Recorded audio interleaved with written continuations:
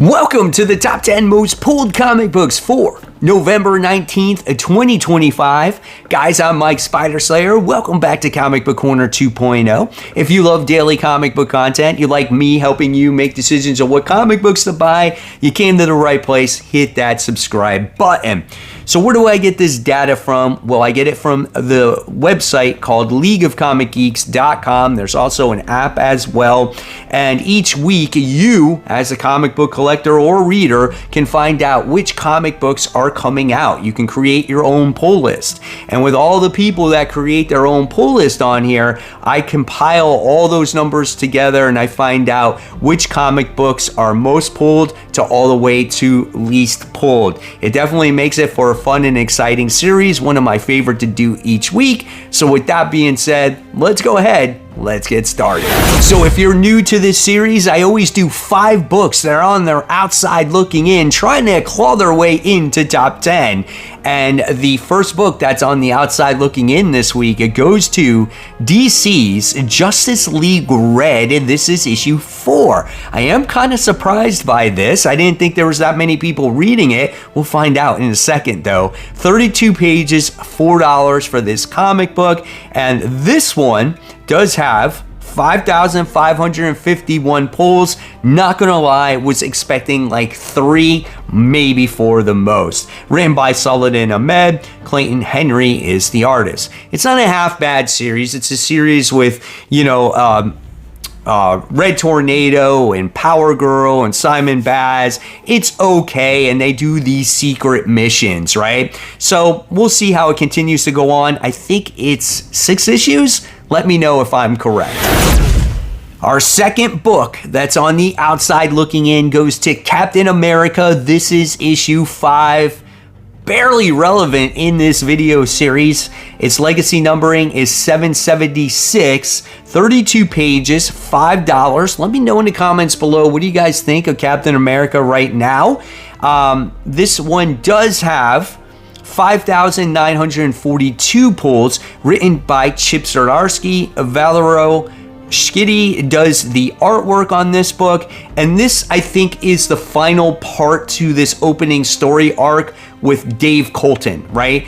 Then we get things moving forward when it comes to Captain America, where eventually it's going to lead into an Avengers event. So I think this book is going to start to heat up, and believe it or not, I'm probably going to jump on board to see how it leads into the Avengers event going forward. Our third book that's on the outside looking in, and it needs to climb up higher, it needs to get to the top 10, is G.I. Joe. This is issue 14. The pull count on this comic book is 6,181 pulls, written by Joshua Williamson, and the art is done by Tom Riley. This is the second part to the Dreadnought War. I did hear that this book is going bi-weekly now, and Duke and Cobra Commander are teaming up with each other. That could be a lot of fun because there was a traitor in the last issue going against Cobra Commander, but we're also going to get a first appearance of a character in the series as well. So I'm totally excited about this one. I'm surprised this book's not in the top 10 either. I think this is a great book, right? But our fourth book that's on the outside looking in goes to Exquisite Corpses. This is issue 7.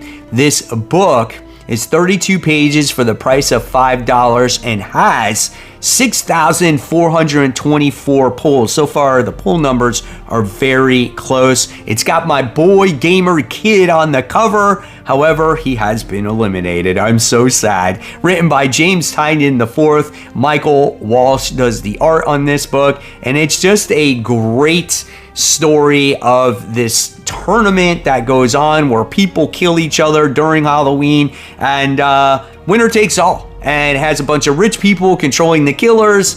It's just a lot of fun. I really like it. It was the first book that introduced like bracket style fighting. So yeah, looking forward to this next issue. And our fifth and final book that's on the outside looking in goes to The Punisher, Red Band, issue 3. Arguably, probably the best Punisher book that we've gotten in quite some time.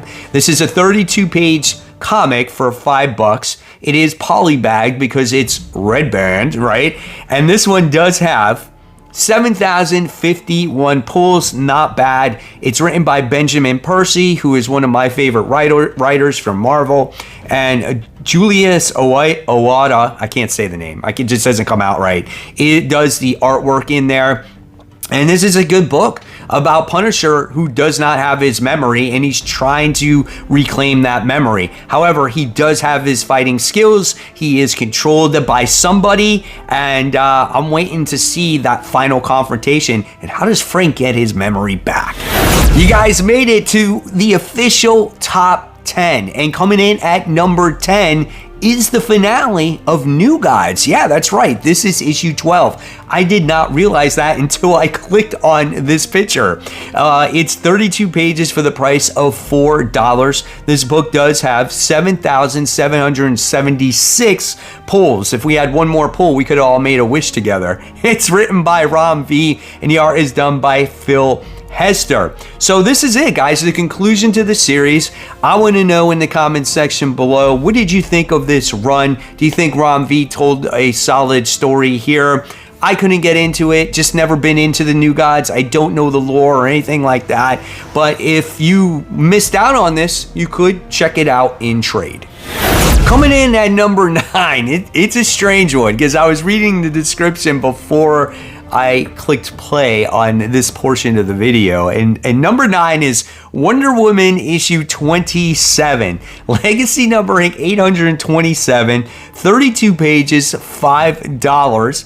This book does have 7,806 pulls, written by Tom King. The art is done by Daniel Sampre, which I say every video. He does a great job on the artwork. The cover art is phenomenal in here, but here's the description. After the shocking events of last issue, Wonder Woman leads the cats into war against the horror that is Mouse Man's army, which is the mice. But will the unsanctioned rebellion cost Diana her soul and her daughter's life? So you literally have cats and mice fighting each other? What the heck is going on? Coming in at number 8, we have the conclusion to One World Under Doom. This is issue 9. 32 pages, $5. This book does have 9,714 pulls, written by Ryan North. R.B. Sylvia does the artwork in this issue. Again, this is the conclusion to which seems for me probably an event that lasted way too long, right? It came out with a lot of books. It just seemed like it was going and going. It was, some were good, some were not so good. You know, I know people think that this event probably was pretty darn good in many's eyes, especially if they're a Doctor Doom fan. But nevertheless, I'm happy to see it end. And now we'll see how Scarlet Witch deals with being Sorcerer Supreme. Do you agree or disagree with that?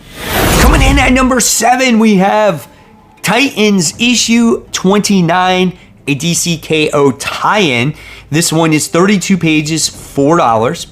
This one does have 10,394 pulls, which is pretty good because people want to see how DCKO ties in, right? John Layman's the writer, Pete Woods does the artwork.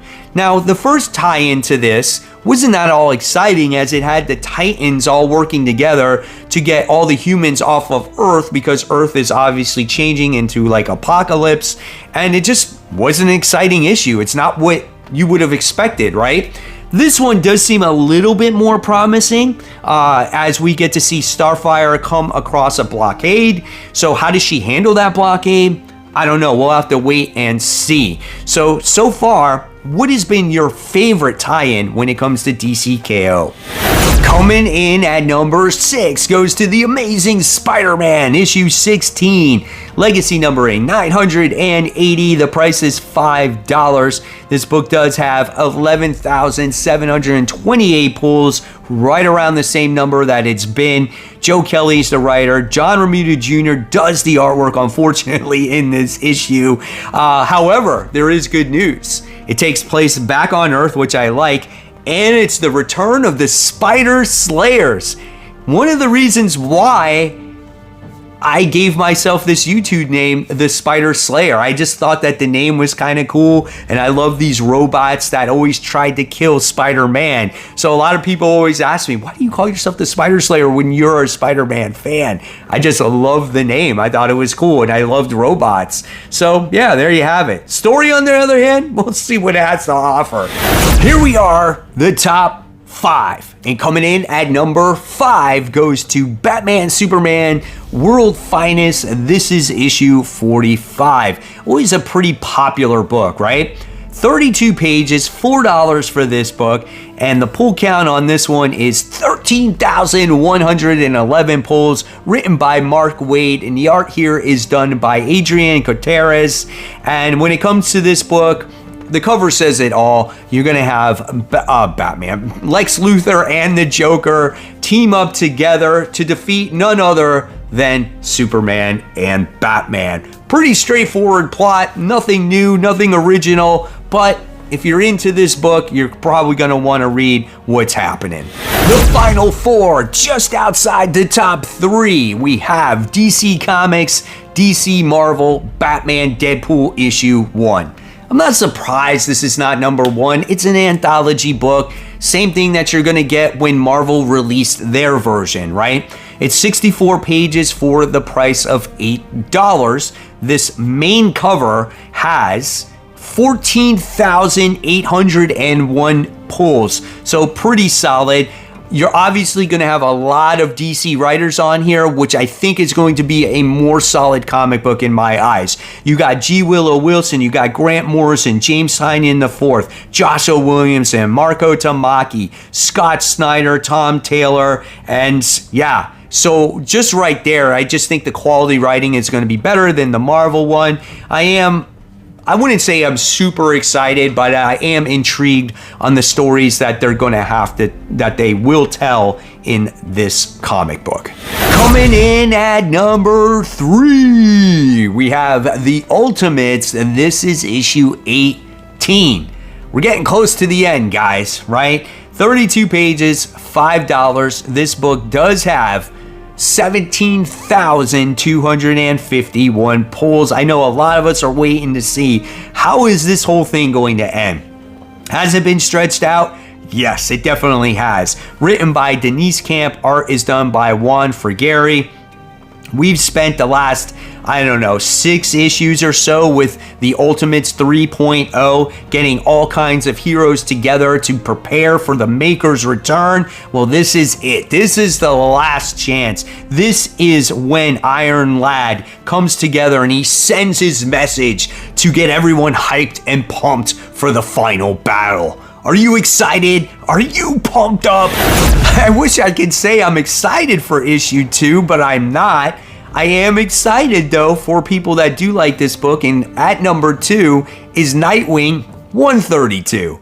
It's 32 pages for the price of $5. This book does have 18,457 pulls, written by Dan Waters. Dexter Soy does the artwork on this book, and I have no idea what's going on here. Based off of the cover, I see Nightwing and I see this random hero, and it's titled Birds of a Feather. So does Nightwing have like a sidekick or a hero that he was training to help protect Bloodhaven? Is this hero betraying him? I don't know, man. Let me know in the comments below what's happening with Nightwing. After number 1, we are not done, as we do have Spider Slayer's sleeper pick to discuss, because today I shared with you 15 comic books that people are most excited about. But I'm also going to share with you one of the books that people barely even know that exists, and it could rise to the top and be one of the best books, right? And for instance, I talked about American Caper last week, and a lot of people enjoyed that issue.